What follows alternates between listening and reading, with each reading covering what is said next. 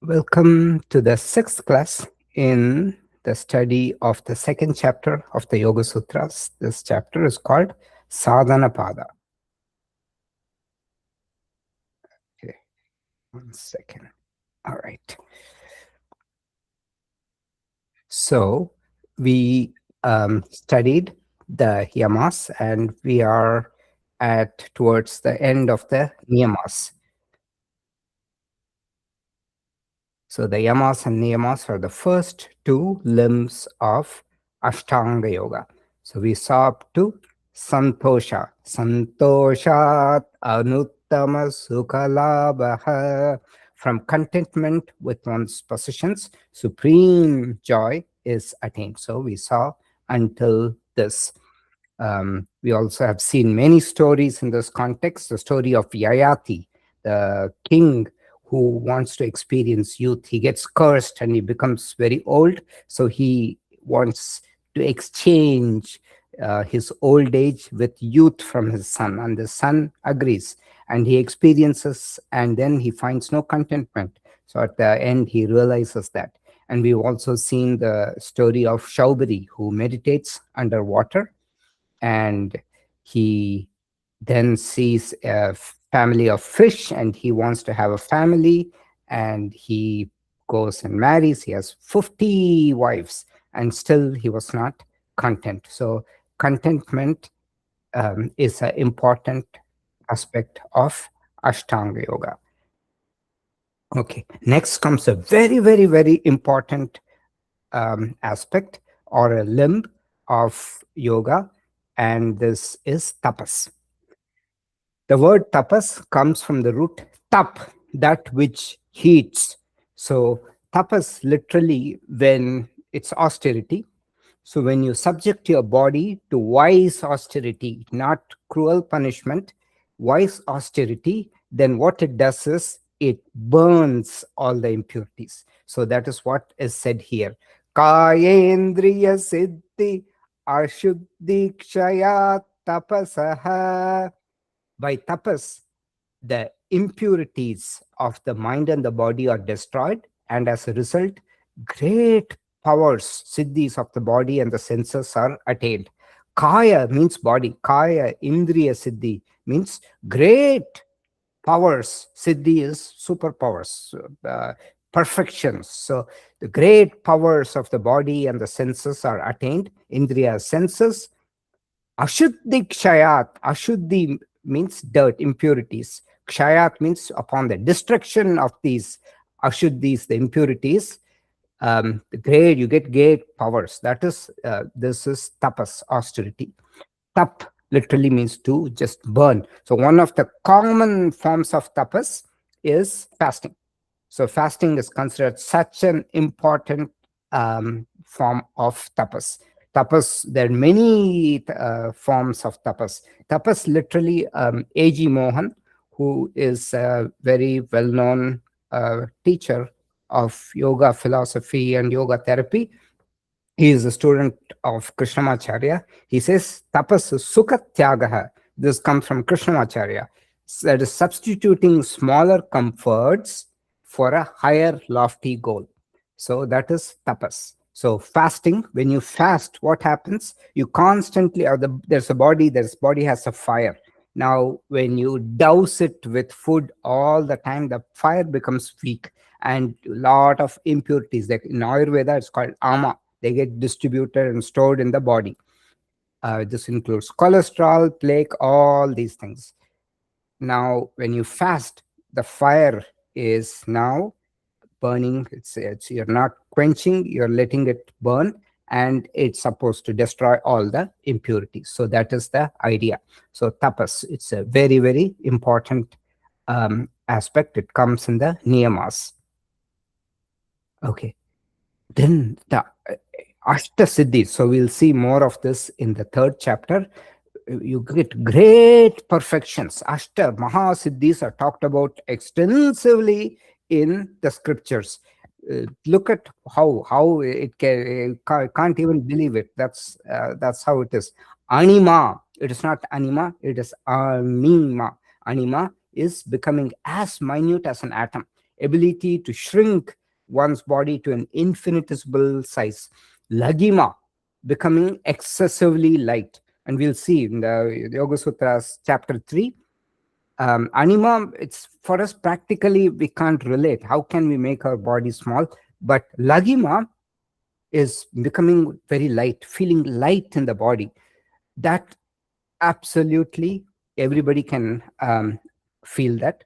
This is when you master a prana called udana. In the 3rd chapter, there's a sutra which says, Udana jayat jalapanka kantakadishvasanga ukrantischa.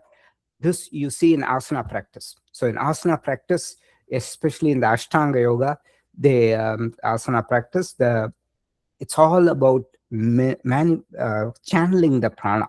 So when you channel the prana, the body feels light naturally. So that is laghimā. Then mahimā, becoming very large. Prāpti, reach, extension, attainment, ability to touch or reach anything, no matter however distant. This is how they were able to visualize different planets, compositions. So guru, the word guru is given to the planet Jupiter. How did they know that? Guru means something that's very heavy. So a guru is said to can also represent a teacher. Why is the teacher, why is called heavy? Because the teacher is fat? No. Teacher is heavy with knowledge, laden with knowledge. So guru is the name given to the planet Jupiter. And Jupiter is also the densest, heaviest planet. So how did they know that? And Saturn is associated, it's the lightest planet. And it's associated with Vata. So people who are governed by Saturn have Vata dosha, predominantly Vata dosha. So how did these people know all that? It is through meditation. We'll see that in the 3rd chapter. Prāpti, reach, extension, attainment.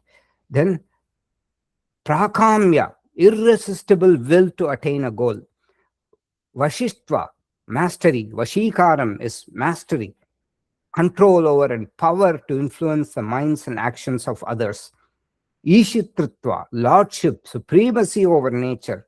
Yatra-kāmāvasāyitva, so power to determine the nature of things. This is the highest power where the elements follow the yogi's will completely. If the yogi wills poison to become nectar, it becomes nectar, apparently. This is said in the scriptures. Okay. In the Hatha Yoga text later, this one it's called is listed as garima, ability to become very heavy. Okay, so those are the aṣṭa-siddhis. Of course, the most famous story we've already seen. Remember the story of Dhruva? Dhruva, his father Uttanapada had 2 queens, Surichi and Suniti. Surichi, one who revels in things. Suniti is one who follows righteousness. Okay, so Suniti is Dhruva's mother, and Surichi is very evil. So when Dhruva went as a little child, when he went to sit on his father's lap, Surichi threw him out. So he was so hurt. Then his mother tells him, there's only one place which is permanent. That is Bhagavan's place. So he starts meditating. In the 1st month, his tapas was like stellar. He only ate fruits and berries. He was guided by Rishi Narada. So he ate only fruits and berries. In the 2nd month, he ate only dry grass and leaves every 6 days. 1st month, he ate fruits and berries every 3 days. Then in the 3rd month, he drank only water every 9 days. In the 4th month, he inhaled air only every 12 days. In the 5th month, he stopped breathing entirely. At that time, it felt the entire air was sucked out of the universe, and everybody was scared. That's when Devas rushed to Bhagavan Vishnu and said, please go and wake Dhruva up. We can't, the entire world is suffocating. So that is when Bhagavan appears before Dhruva. So that is the story of Dhruva's tapas, intense austerity. Then svādhyāya. Svādhyāya iṣṭa-devata samprayogaha. By the study of the scriptures, communion with one's deity of choice is established. Svādhyāyāt means by the study of the scriptures. Swa-adhyayanam, which means self-study. Adhyayanam, study, deep, thorough study. Swa means self. So self-study. What is self-study? It's actually the study of scriptures which lead to the self. So that is svādhyāya. Study by the study of the scriptures, svādhyāyāt, iṣṭa-devata samprayogaha. Iṣṭa-devata is one's deity of choice. Samprayogaha means established. Okay. So Patanjali gives freedom in choice of how to commune. He says, previously he says, yatra-kāmāvasāyitva, in the first chapter, if you remember, by whatever means possible, meditate. So this chosen deity can be nature or anything. In fact, there is, in the Bhagavata Puranam, there's a very famous portion. And this portion is called Avadhuta Gītā. So this comes in a portion where one of Krishna's great devotees, Uddhava, asks Bhagavan about Bhagavan is going to leave. So Krishna is going to leave the world. It's the end of the Dwapara Yuga, and Krishna is going to leave. Uddhava is heartbroken. So Uddhava asks Bhagavan, how? I want to come with you. So Bhagavan says, no, you have some prarabdha karma, so you have to stay back. You have to exhaust your karma and then you will come back. But I will tell you about how to reach me. And Bhagavan tells him about the Uddhava Gītā. Inside Uddhava Gītā, there is something called Avadhuta Gītā. Avadhuta means one who has cast aside everything. The person is a total renunciant. And this story was told by Krishna in the Avadhuta in the Uddhava Gītā. Uddhava Gītā is the song sung to Uddhava. Uddhava is Krishna's great friend and disciple and great bhakta, devotee.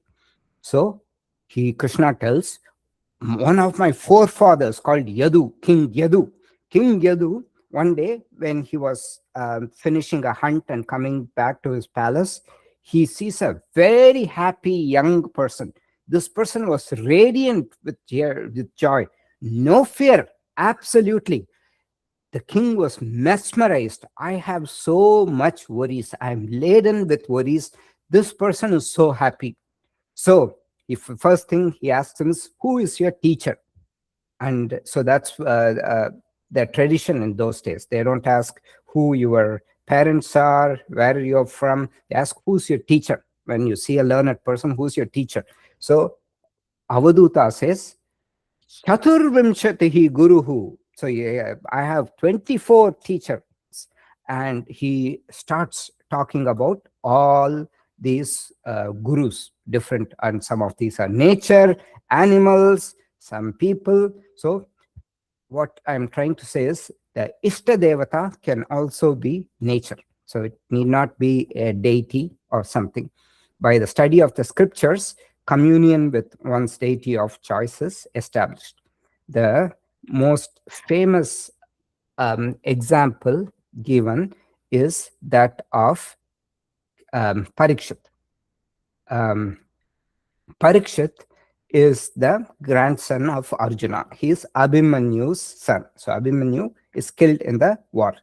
And Parikshit, one day after a hunt, he was looking for water, and he comes to the hermitage of a rishi, and the rishi was in deep meditation. So Parikshit comes and asks him, can I have some water?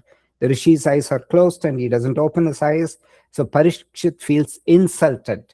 So with his bow, he picks up a dead snake that was nearby and puts it on the rishi's neck. And when the rishi's son comes, the young boy, but he had great powers through meditation.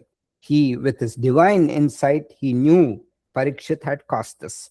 So he curses Parikshit, since you put a snake on my revered father's neck, who's such a great rishi, great teacher, in 7 days from this moment, you will die of the snake bite of a vicious snake called Takshaka. So that is the story. So this story is the story of King Parikshit. It comes in Srimad Bhagavatam. It also comes in Mahabharata. There's slightly different versions, but the main one that is usually talked about is from the Bhagavata Purana. So,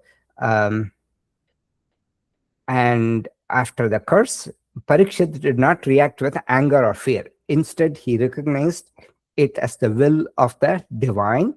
It's his karma and an opportunity to focus entirely on a spiritual liberation. He immediately renounced his vast kingdom, his family, and all the royal comforts. Okay, and he traveled to. Let's get this here. So Parikshit travels and he meets Shukacharya. He travels to the bank of river Ganga, and he wants to sit in meditation and in spiritual contemplation. And at that time, Shukacharya comes there. Shukacharya is the son of Vyasa. He is the youthful sage. He was born enlightened, and he is completely, he has the full knowledge of the self. And then at that point, this youthful and radiant sage Shukacharya, son of Vyasa, embodiment of pure knowledge, he arrived, and he told, okay, I can help you. And he talked to him about how to reach the Bhagavan. So the way he talks about is, he talks about all the devotees, how you can reach that place which is permanent, what they call God or Brahman. And so this is called svādhyāya.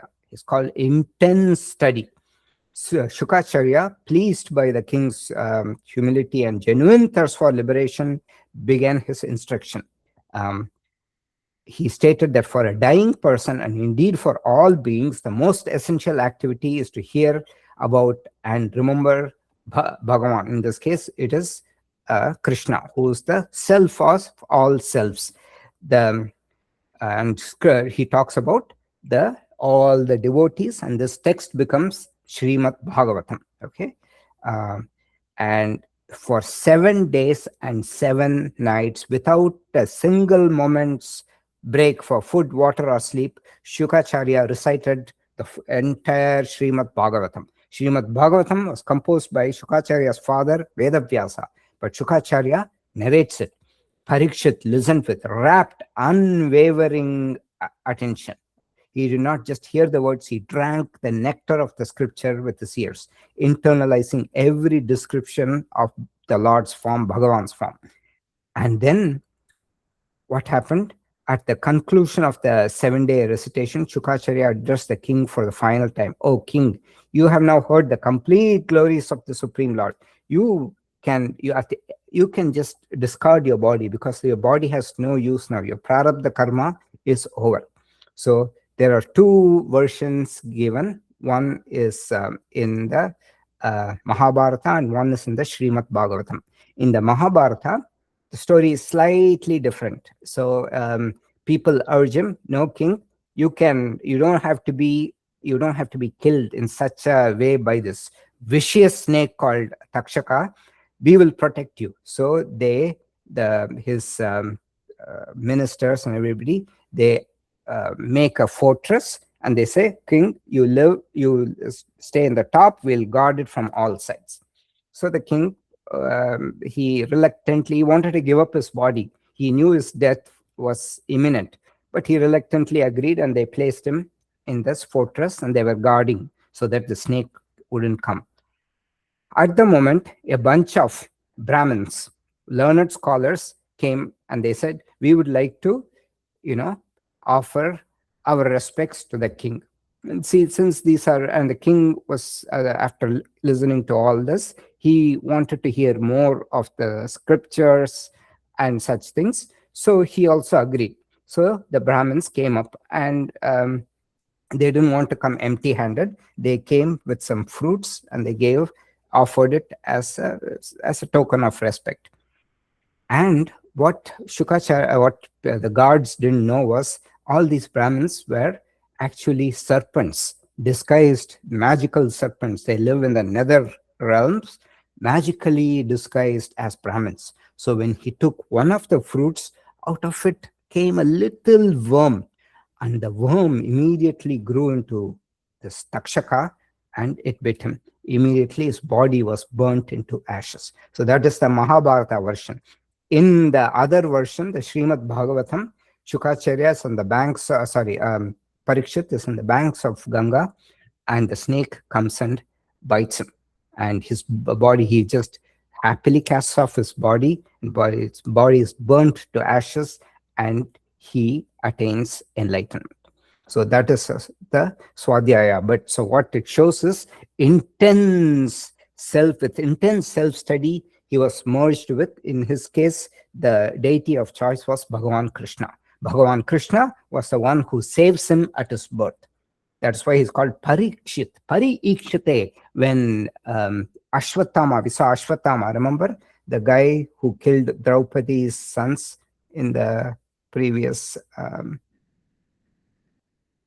so Draupadi forgives him.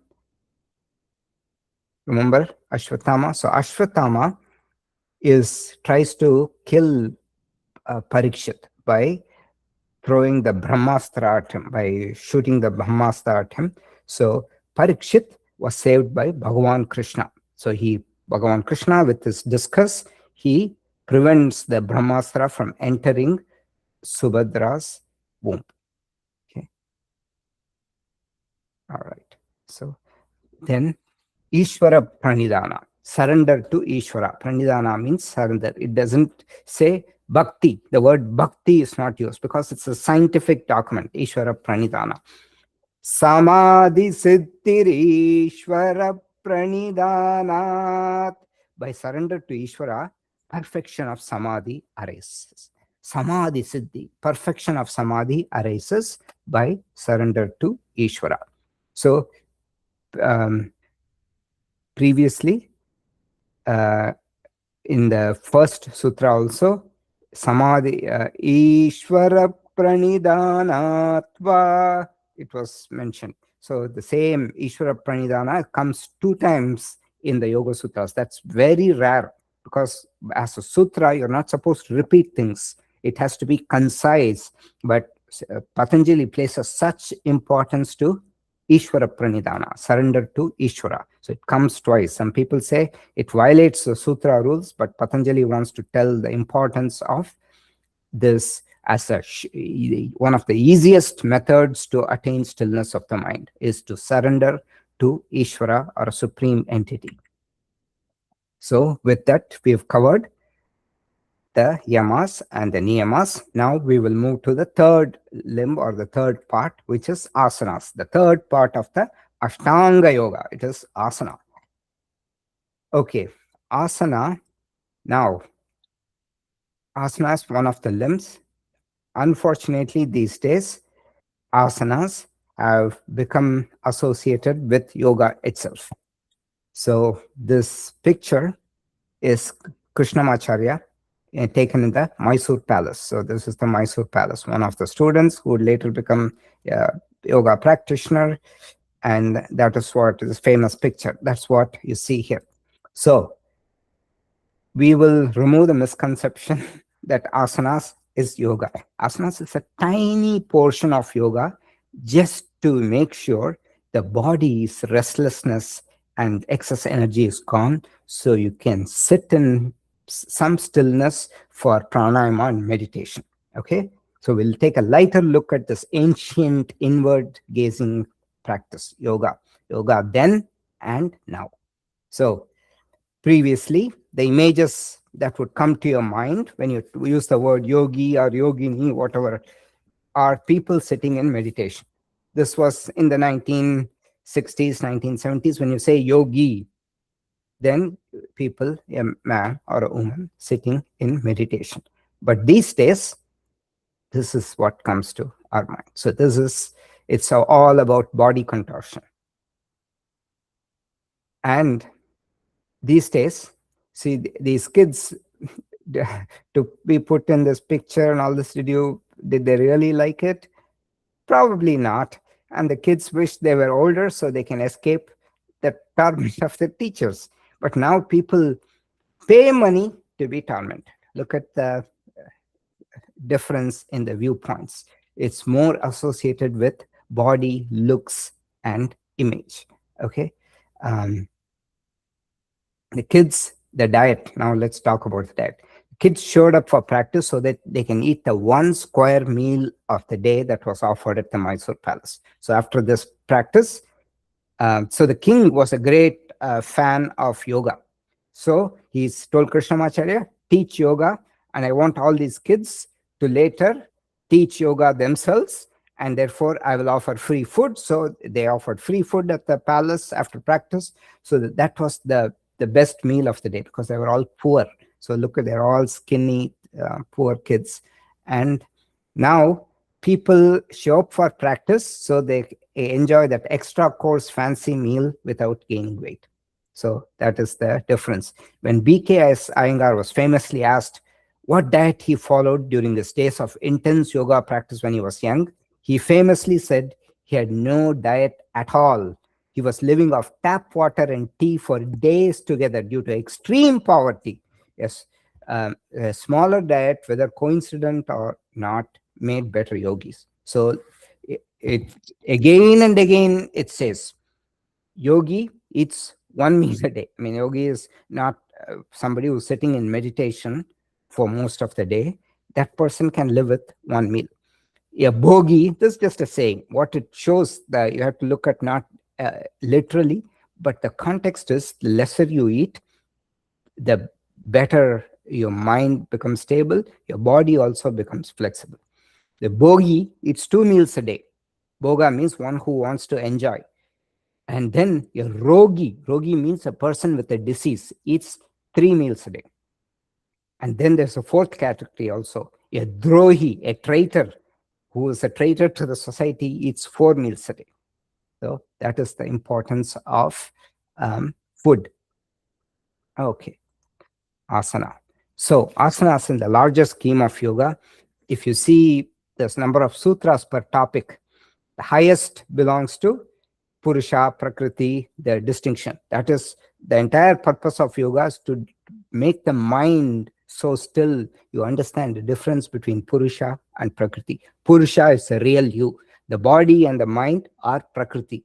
Those are all tools you use to witness. So the mind is like a goggles you wear to witness, or special goggles like the night goggles that people wear in the army, like that.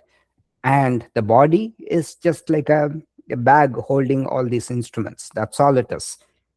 We put all the camera, everything in a bag, right? That's all the body is. Meditate, the real you is the Purusha. So meditation, there are 76 sutras. Then Yama and Niyama, 16 sutras. Īśvara, 7 sutras.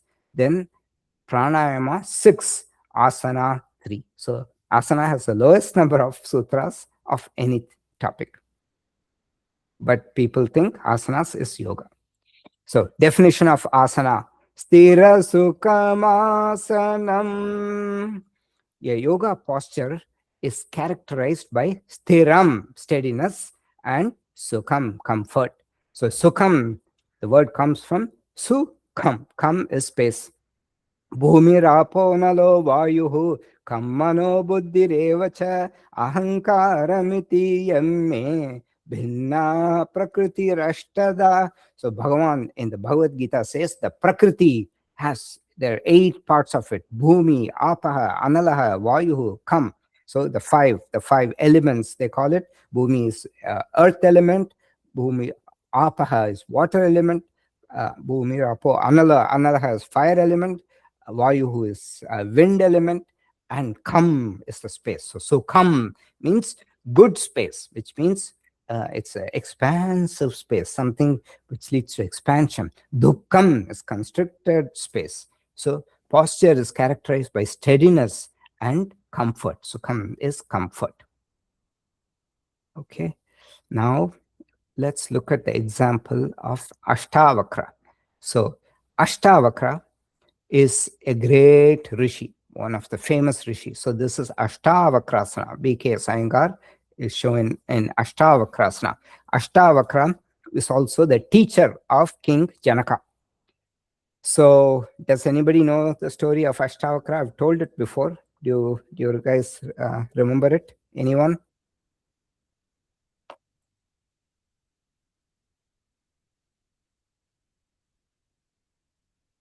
Sumitra, Anu? I don't remember, unfortunately. You don't remember? Yeah, I don't remember. I remember you telling me, but I don't remember the story. Okay. So Ashtavakra. Ashta means, what's Ashta? What does Ashta mean? 8. 8. So Ashta is 8. Vakra means crooked. So his body had 8 crookedness, or 8 portions where it was crooked, or 8 deformities. So the story goes that Ashtavakra was in the womb of his mother. His father was also a great scholar. And once he was chanting all this Dukran, basically chanting the texts of Sanskrit, then the baby was in the womb. So the baby was listening to everything. And when he would make a mistake, the baby would whine from the womb. And then the baby started correcting him. No, it'll say from the womb, some sound will come. So the father became annoyed, because he thought he was like a learned scholar, and this baby in the womb is correcting him. So he just in anger, he said, okay, he cursed the baby, that you will be born with deformities. How could a father do it? I don't know how, but he, out of anger, being his own frustration at this lack of knowledge and being exposed, he cursed the baby. So the baby was born with 8 deformities, but the baby was born enlightened. That was the baby had, the jiva had a little bit of prarabdha karma which it had to exhaust. That's why this life was there. So Ashtavakra was a great rishi, and the baby was born with some deformities. It also happened that those days they engage in debates. So the father lost that debate, and because of that he had to give up his position due to poverty. He took up a role of servitude, and so he was basically like a bonded labor. He became that. So Ashtavakra, and the only way out of it is if someone challenges this person who defeated Ashtavakra's father in debate, then Ashtavakra's father would be released. So Ashtavakra, as a little boy, he comes to the court of King Janaka asking for a debate with the scholar. And when he comes, just his presence, 8 crooked, look how he looks in this picture also, 8 portions of the body which were crooked. So everybody in the court laughs at him. And he says, I would like a audience, I like a debate with your greatest scholar. And everybody laughs. So Ashtavakra tells this to King Janaka. King Janaka was an enlightened person. He knew this boy had something. There was something different. So everybody laughs for a long time, and then they stop laughing. Once they stop laughing, Ashtavakra now laughs at everybody. Ha, ha, ha, ha, ha, he laughs. Then one of the minister asks, we laughed at you because your body is so crooked and you want a debate with our greatest scholar. Why are you laughing at us? And he said, you guys are just shoemakers. You're not ministers. You're just, in essence, you're all shoemakers. And the minister gets enraged. Why are you calling us shoemaker? Because you only focus on the external, the leather. Shoemakers, they just use the leather. They don't care about the animal or anything. They just need the skin. So you just look at my external thing and you come to judgment. So you are no better than shoemakers. Yes, you just deal with leather like that. So Ashtavakra said, the I is much beyond that. Immediately Janaka realizes this boy knows something, and he does win the debate with the scholar, and his father gets released, so he was able to secure the release of his father. So, and Ashtavakra teaches us. There's also Ashtavakra Gītā. He teaches that to King Janaka. That's what you see in this image, Ashtavakra teaching King Janaka. So what it shows is, what is a perfect pose? A perfect pose is not one which is picture worthy, but it is one that results in your mind becoming calm. Sthira Sukham Asana. It is not whether you do that, this, and hold this, the hand like that. No. It is when is the pose perfect, when your mind is still and you're able to breathe with ease. So Sthira Sukham Asana. Okay. Now comes the next one. Prayatna Shaitiltyat Ananta Samapatibhyam. Prayatna is effort.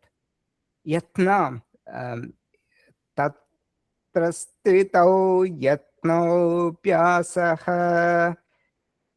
That which results in sthiti or steadiness is called the right effort. We saw the definition of abhyasa. Do you remember it? Abhyasa vairakyapyam tannirodha. How do you remove the vrittis? How do you get chitta vritti nirodha? By abhyasa and vairagya, practice and dispassion. Do you guys remember it? Abhyasa and Yes. vairagya? Yes. So, and there the definition of abhyasa, practice. What is yoga practice? That which results in steadiness. Tatra stitaha yatna abhyasaha. That effort, tatra, where you get steadiness, that right effort is called practice. So prayatna means the right effort. Prayatna by right effort. Shaitilya by subsequent relaxation. And finally, absorption into the infinite, one perfects asanas. So this is the sequence. Some effort, then subsequent relaxation, and finally just melting into the pose. This is exactly asana. This is asana, not doing 5 breaths like that. No. So it is complete melting into the pose. Okay. All right. So how do you, the example is, when people are stressed, they tell you, clench the fist and then let go. So when you put in effort, there's the rebound effect. It helps the body relax the muscles like that. When you put in focused effort, not brute force effort, focused effort, and just let go, then you dissolve into the a profound state. That's when the mind becomes calm. So the typical example given is yoga nidrasana, yogic sleep pose. It's said that Bhagavan, before the creation happened, Bhagavan Vishnu was lying in his Adishesha, his bed, basically the snake is his bed, on Ksheerasagaram, the ocean of milk. So that's what you see. And Bhagavan Vishnu has 4 hands.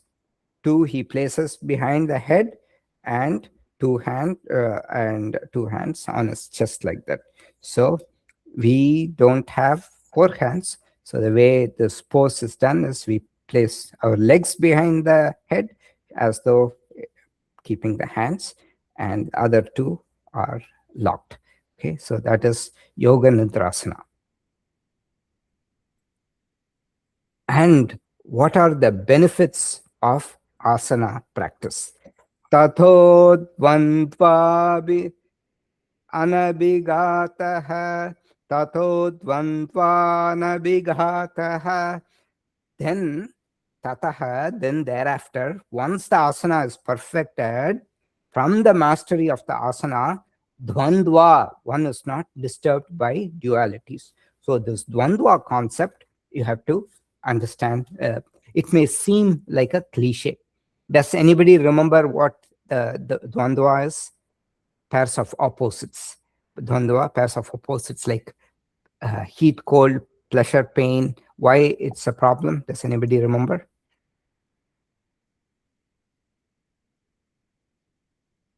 I mean, you're identifying strongly with the polarities, and Yeah. there's So, opposite. yeah, the mind is always wavering. So it is says, okay, I want pleasure, I don't want pain. So it's kind of, but this activity, it's little painful initially. I don't want to do that. I don't want to miss my food, great, all that. So it's constantly going this way and that way. And that is the pairs of opposites. Mind is swinging from this end to that end. And heat and cold. I like heat, and then I like cool. So both this swinging, I want, if it's a little excess this way, I want to swing that way. So the mind is like that. Anabhigataha means non-disturbance, no assault, immunity, or the cessation of this varying, the vagary. So Vachaspati Mishra delves deeper into the word abhigataha, assault or obstruction is one of the meanings. He explains that assault implies something that breaks your concentration. For a normal person, extreme cold is an assault because it forces the mind to drop everything and seek warmth. It obstructs the will. For the yogi, sensation of cold may still exist physically, but it loses the power to obstruct the mind. It's not to say you should sit in frigid temperatures, but a little bit of discomfort. So when already for people to sit in a meditation practice is a torture, because you have to sit still, you're feeling sleepy, you're hungry, you're thirsty, all you want to scratch, all these things happen. On top of that, let's say you make it warm, so you start sweating and you're feeling totally miserable. So in meditation practice, so the entire thing is to observe the discomfort, but tune away from that onto something which you use as an anchor, so it does not disturb your mind. So that is one of the ways in which you train the mind, to give a little bit of discomfort and then be able to detach. That's a true test of how your mind is able to not be swayed by this. Doesn't mean put yourself through torture. I mean, slowly you have to bring up the your degree of tolerance to this, and you kind of, and this is how it's practiced in the Zen monasteries also. People, they practice by sitting at the edge of cliffs in cold weather and such conditions, so that the mind is able to detach. By constant practice, you are able to, being in the condition, you are able to focus. In discomfort, being able to focus. Okay, the extreme example given is one Vietnamese monk who, to protest in a non-violent way against the atrocities of the government, he self-immolated, and the picture shows him blazing fire, and he's sitting calm in meditation. That's of course an extreme case, but that's what from asana practice, one is not disturbed by the dualities.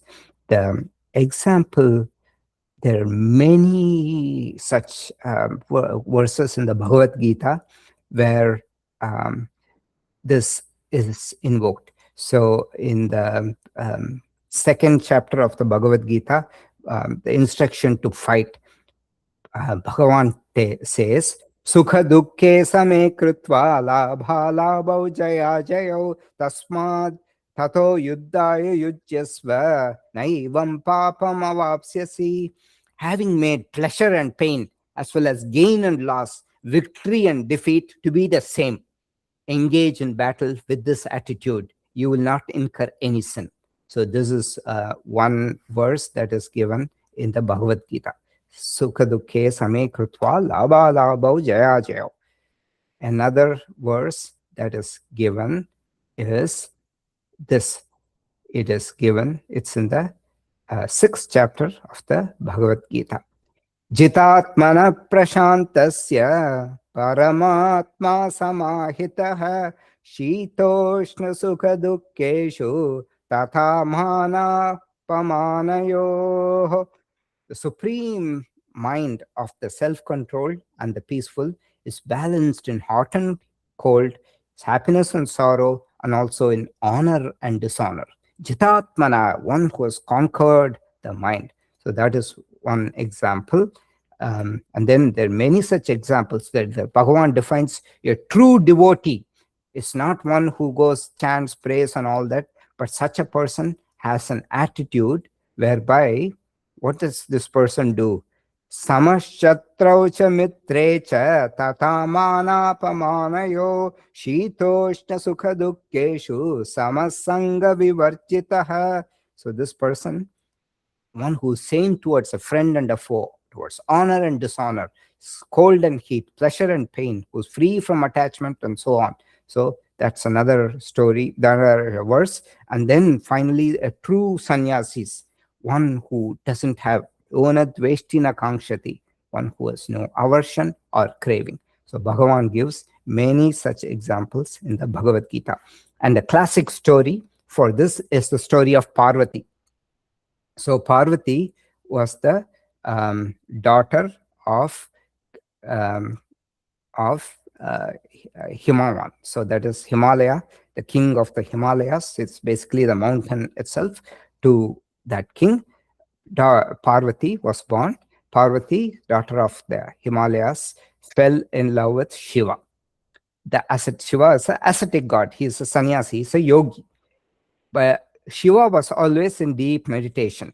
Once the gods, they knew that so it's all symbolic. It's not like she's trying to crave him or something, nothing like that. It's just Prakriti. So symbolic of Prakriti and Purusha. So Prakriti and Purusha, only when they unite, we saw that, right? World is experienced and things happen. Each has no power on its own. So the Devas, at that time, they were tormented by the Asuras. So they tried to bring them together because it was prophesied that their son will destroy the Asuras and help them win the war against Asuras. So the Devas tried everything. They got Kamadeva, the lord of desire, of love, Cupid, you can say, like that. Kamadeva, they got him, and they tried to distract Shiva, so that Shiva wakes up from his meditation and falls in love with Parvati and marries her, and they have a child. But Kamadeva, when Shiva knew that Kamadeva was trying to disturb him, he opened his third eye and burnt Kamadeva to ashes.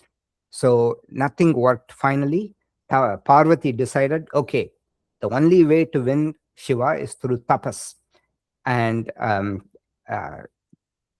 to be totally not be swayed by the dualities. So she renounced her royal robes, went into the forest to perform penance. Her practice was specifically designed to conquer the pairs of opposites.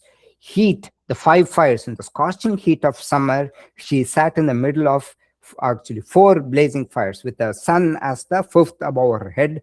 She sat perfectly still in Padmasana, ignoring the assault of the unbearable heat. Then, in freezing dead of winter, she stood neck deep in the icy Himalayan waters during the night, unmoving, ignoring the assault of the biting cold. Conquering hunger, she first only ate fruits, then she ate only dry leaves. Finally, she stopped eating even the dry leaves. At that moment, the gods gave her the name Aparna. Parna means leaf. Chandan siyasya parnani yastam veda sa vedavit comes in Bhagavad Gītā. Parna means leaf. Aparna means one who doesn't even eat a leaf. So she was called Aparna. She conquered the duality of hunger and thirst. So because she mastered asana to the point where heat, cold, hunger could no longer touch her, she generated immense spiritual power. This power shook the heavens and finally compelled Shiva to break his meditation and accept her as his equal half, Ardhanarishwara. The story is the example of mastering the body's reactions to the environment. This is the first step towards commanding the higher spiritual faculties of the body. Okay, so that is the story of Parvati. Okay, so we are getting close to the end. So pranayama. So next is pranayama. I'll just briefly say pranayama is extension of prana. through breathing exercise. Prana is the life force. Ayama means great control, or literally it means extension through great control. I've told you the difference between a and a. Ayama means what? What does ayama mean? Anybody wants to say? Yama means control. Yama means, what does it mean? Anybody want to answer?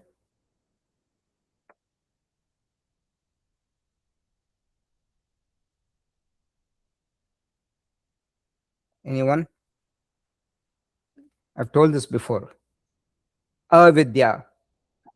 Great control. Yeah, so no, ayama, what I'm asking, what does ayama mean?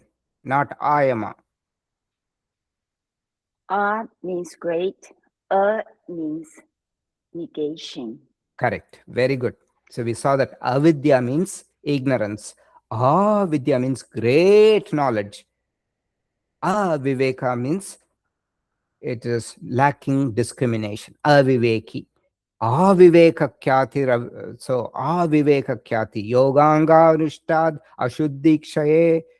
Aviveka kyati. Jnana diptihi. Aviveka kyate. Aviveka. A means great. So ayama means great control or extension through great control. Okay. And the pranayama is tasmin sati shvasha prashvashayor gati vicheda pranayamaha. So Swami Hariharananda Aranya, he gives a profound explanation to this. So we'll read it in more detail. I'll just go over the sutra and then we'll stop. Tasmin sati means having established tasmin in that. What is that? Asana. Once you perfect asana, pranayama is shwasha prashvasha. Shwasha means in breath. Prashvasha means out breath. Gati vicheda. Gati is rate or metering. Vicheda has it's the word. We also saw vichinna in for the kleshas. Prasupta tanu vichinno dharanam can be, the kleshas can be subtle, feeble, intermittent. So the vichinna means intermittent, or it's kind of interrupted. So it can mean regulated, can also means interrupted. So when you regulate something, you don't let things flow like that. You kind of, you hold control. So it's interruption, breaking the continuity, all that is vichinna. So it's the regulation, or you can even say it is the pause. This is shocking. So pause of inhalation or exhalation. It is a regulation eventually leading to a pause of inhalation and exhalation. In fact, when you start meditating, you will notice your breathing becomes very less often. So from 16 breaths a minute, it may go to 6 and slowly 5, like that. So this is pranayama. Pranayama, eventual aim is the regulation to slowing down or the pause of inhalation and exhalation. Okay.